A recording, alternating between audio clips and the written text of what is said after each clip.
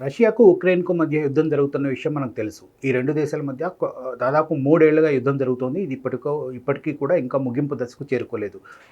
ఆ 2 దేశాలు కూడా పూర్తిగా ఒకదానికొకటి ఆధిపత్య ధోరణితోటి ముందుకెళ్తూ ఉన్నాయి. అయితే తాను అధికారంలోకి వస్తే రష్యా యుద్ధానికి ముగింపు పలుకుతానని అమెరికా అధ్యక్షుడు డొనాల్డ్ ట్రంప్ ఎన్నికలకు ముందే ప్రకటించారు. ఇప్పుడు డొనాల్డ్ ట్రంప్ అధ్యక్ష బాధ్యతలు చేపట్టిన తర్వాత యుద్ధానికి ఎలాగైనా ముగింపు పలకాలనేటువంటి ఉద్దేశంతో ఆయన ప్రయత్నం చేస్తున్నారు. ఈ మేరకు రష్యా అధ్యక్షుడు పుతిన్‌తో ఆయన 2 రోజుల కిందట ఒక సుదీర్ఘంగా మాట్లాడారు. దాదాపు 1:30 గంట సేపు పుతిన్‌తో చర్చలు జరిపారు.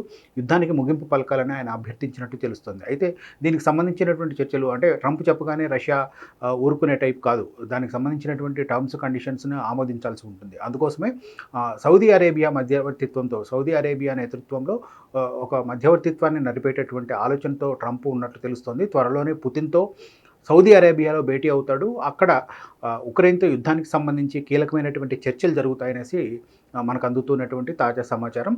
అయితే తమ ప్రమేయం లేకుండా ఎటువంటి చర్చలకు లేదా ఎటువంటి నియమ నిబంధనలకు తాము అంగీకరించే ప్రసక్తే లేదు అని ఉక్రెయిన్ అధ్యక్షుడు జెలెన్స్కీ స్పష్టం చేశాడు. అంటే ఉక్రెయిన్ తమ పరిణామం తమ జోక్యం లేకుండా, తమను పరిగణనలోకి తీసుకోకుండా అటు రష్యా కానీ, అటు ట్రంప్ కానీ, అమెరికా కానీ లేదా సౌదీ అరేబియా కానీ ఈ మూడింటి మధ్య చర్చలు చేసుకుంటూ ఉపయోగం లేదు. మమ్మల్ని కూడా భాగస్వాములు చేయాలి అనేటువంటిది ఉక్రెయిన్ మాటగా ఉంది.